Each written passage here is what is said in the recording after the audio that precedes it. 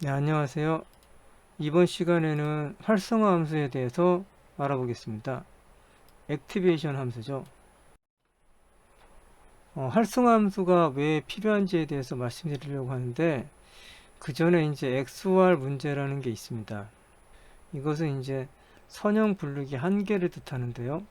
그래서 그림에서 이제 보시는 바와 같이 요게 이제 AND고 요게 OR하고 요게 이제 XOR이라고 할 때 보시면 AND 같은 경우는 이제 요게 이제 인풋이고요. 여기에 인풋 A고 요게 이제 인풋 B고 요게 이제 아웃풋입니다.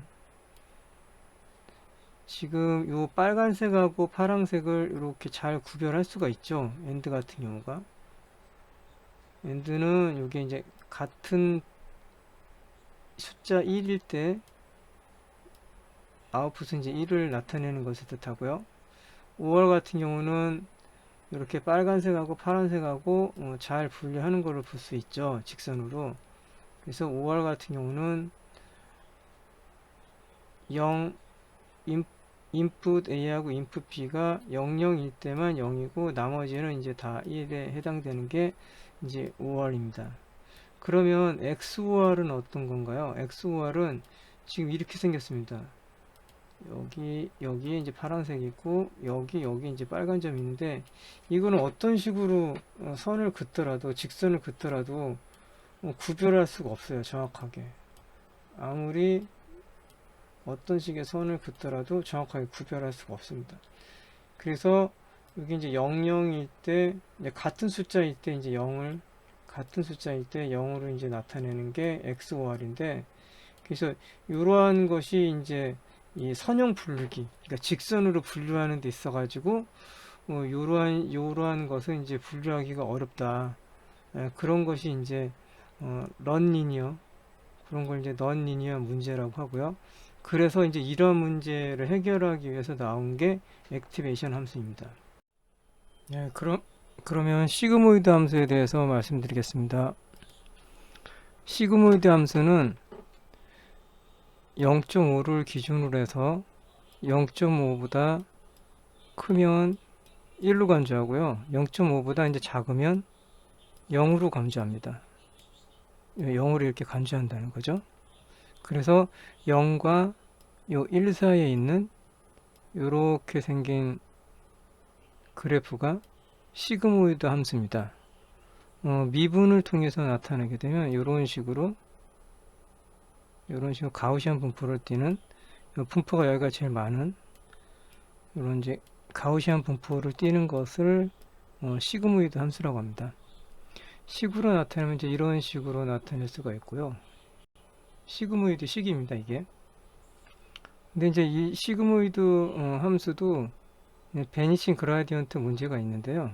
베니싱 그라디언트 문제는 이제 여기에 써 있지만 여기가 이제 인풋인데요. 여기가 인풋이에요. 인풋 쪽으로 요 웨이트라는 것은 이제 가중치를 뜻하게 됩니다. 이제 가중치를 이제 업데이트를 하는 게 요거 이제 미분인데요. 그래서 웨이트를 업데이트에 갈수록 이제 활성함수의 미분값이 이제 계속 곱해지잖아요. 그래서 계속 곱해지게 되는데 시그모이드 함수의 이제 미분값이 이제 최대가 되는 0.25 여기가 최대가 되는 0.25이죠. 0.25 이제 그리고 x 값이 0에서 이제 멀어질수록 요 0이랑 이제 가까워지는 거죠. 그래서 이제 점점 이렇게 작아지는 현상이 발생하는데 이것은 이제 인풋으로 가까워질수록 웨이트가 잘 업데이트가 되지 않는 것을 뜻합니다. 그래서 이렇게 0에 가까워지면서 웨이트가 잘 업데이트 되지 않는 이것을 두고 이제 그라디언트 베니싱 문제라고 합니다. 그래서 시그모이드 함수는 이런 이제 그라디언트 베니싱 문제가 있습니다.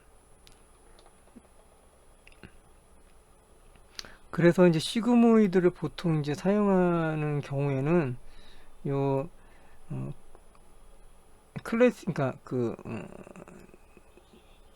바이너리 클래시피케이션 그러니까 결국에는 이제 요 두 개 중에 하나를 이제 선택하는 이제 그런 문제들, 여기 이제 1이냐 뭐 0이냐 이런 문제, 이런 문제를 사용하는 바이너리 클래시피케이션의 분류, 두 개 중에 하나를 분류하는 이제 그런 경우에 이제 시그모이드가 많이 사용되고 있습니다. 다음에는 이제 탄 H에 대해서 말씀드리겠습니다. 탄 H는 시그모이드하고 비슷한데 좀 다른 점이 있습니다. 다른 점이 뭐가 있으면 요 중앙 지점이 이제 0입니다. 시그모이드 같은 경우가 0.5였잖아요. 그리고 이 부분이 이제 마이너스 1이고요. 마이너스 1. 그리고 이 위에 부분이 1에 해당됩니다. 그래서 탄 H 하이퍼볼릭 탄젠트 함수 같은 경우는 이런 식으로 마이너스 1에서 요 1 사이에 있는 이러한 이제 그래프를 가지고 있고요. 미분을 하게 되면 이제 요 위에 이렇게 역시 이제 가우시안 분포를 띄는 게 요 부분이 있는 거죠. 그래서 0부터 요 1 사이에 있는 가우시안 분포를 띄는 게 탄 H 함수입니다. 식으로 나타내면은 이런 식으로 나타낼 수 있고요. 역시 시그모이드도 역시 이제 탄 H도 시그모이드와 마찬가지로 이제 베니싱 그라디언트의 문제가 같이 존재하고 있습니다. 아웃풋 데이터의 이제 평균이 0이므로 여기가 0이잖아요. 평균이 0이기 때문에 시그모이드보다는 이제 학습이 더 잘 됩니다. 다음엔 넬루 함수를 말씀드리려고 하는데요. 함수 중에서 이제 활성화 함수 중에서 제일 많이 쓰이고 있는 게 현재 요 넬루 함수입니다. 넬루 함수는 이렇게 0에서 요게 이제 자기 자신을 뜻합니다. 맥스 값이죠. 그래서 여기 보시면 맥스 값 0에서부터 요 x 자기 자신값을 가지는 그런 함수를 최대값을 가질 수가 있는 거죠. 그런 것을 이제 넬루 함수라고 합니다. 그래서 대부분의 이제 인풋 값에 대해서 기울기가 0이 아니기 때문에 학습이 이제 빨리 되고요. 학습을 느리게 하게 되는 원인이 이제 요 그라디언트가 이제 0이 돼버려 가지고 미분이 잘 안 되는 경우인데, 이제 그런 것을 이제 막아주기 때문에 앞에서 봤던 요 시그모이드나 탄 H에 비해서 학습이 빠르게 되는 장점을 가지고 있습니다. 그리고 요 x 값이 음의 값을 가지고, 여기가 이제 음의 값이잖아요. 여기가 x잖아요. 여기가 x죠. x가 이제 음의 값을 가지면 0을 이렇게 0을 출력하고요. 양의 값을 가지게 되면 요 x를 그대로 이제 출력하는 그런 특징을 가지고 있습니다. 그리고 이제 그런데 이제 보면 요게 이제 그림을 보면은 여기가 이제 인풋인데, 얘가 인풋이죠. 인풋이 이제 0보다 작을 경우에 이제 기울기가 0이죠.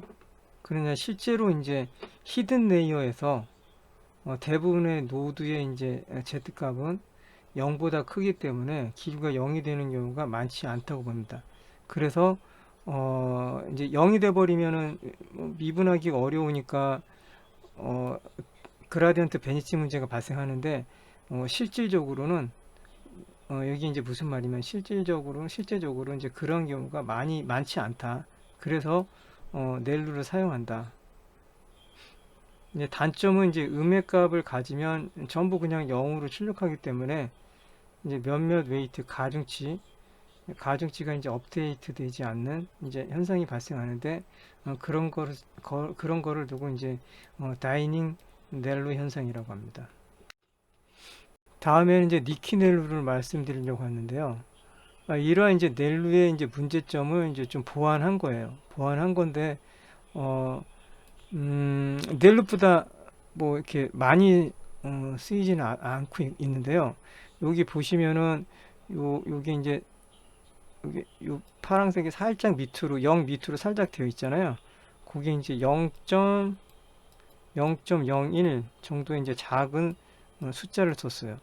넬루 같은 경우는 0을 뒀었잖아요. 예, 보시면 이제 0.01이라는 값을 줬고 나머지는 똑같습니다. 넬루하고 똑같습니다. 여기 이제 최대값을 가진다는 거고요.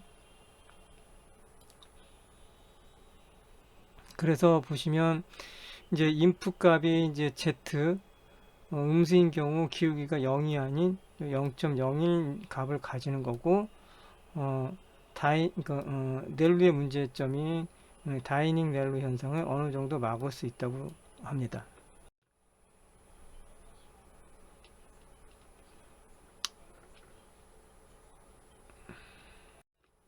예, 다음에는 인류에 대해서 말씀드리겠습니다. Exponential Linear Unit이라고 하는데요. 약간 이렇게 라운드가 살짝 졌잖아요. 곡선이 져 있고 여기 이제 y는 x고요. 여기가 이제 x고 여기가 이제 y잖아요. 좌표를 봤을 때. 그래서 보시면은 요 fx는 요 x 같은 경우는 이제 0보다 크고요. 그 다음에 요 알파 같은 경우는 익스포넨션 같은 경우는 x-1로 해가지고 요 x는 이제 요 x가 0보다 이제 작거나 같은 이 부분을 뜻하는 거죠. 작거나 같은 것을 나타내는데요.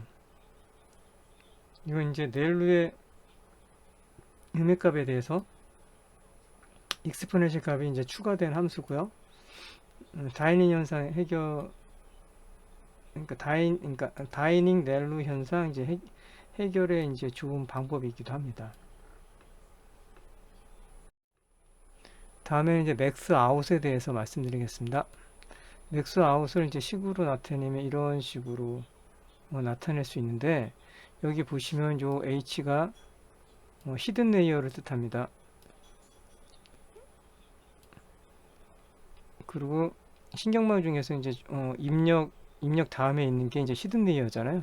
그래서 이제 그런 히든 레이어를 요 H는 뜻하고 그래서 입력으로 들어온 값들의 이제 최대값을 이제 취하는데요. 이런 식으로 맥스인 이제 최대값을 이제 취하게 되고 W와 여기 W가 가정치고요. 요게 이제 바이어스입니다. 그래서 W는 이제 계속 미분을 통해서 업데이트 하는 거고 이제 바이어스는 이제 더해지는 거죠. 그래서 요 두 개 가지고 이제 우리는 이제 요 두 개의 값을 가지고 이제 최적화를 이루게 되는 거죠. 그리고 이런 것을 이제 파라미터라고 합니다. 그래서 실제로 이제 맥스아웃 함수가 성능이 제일 좋다고는 하나 이제 보시는 바와 같이 이렇게 복잡하죠. fx 해가지고 맥스를 주고 이렇게 w1, w2 이런 식의 가중치를 주고 이제 바이어스도 더하고 요 x 값, 그러니까 요 w 값은 이제 트랜스포즈는 행렬이 이렇게 세로 되어 있는 것을 이제 가로로 바꾼다든지 가로로 되어 있는 거를 이제 세로로 바꾼다든지 그런 거를 이제 트랜스포즈 시킨다고 하는데요. 이런 식으로 이제 복잡한 식을 띄고 있는 이제 그런 단점을 가지고 있습니다.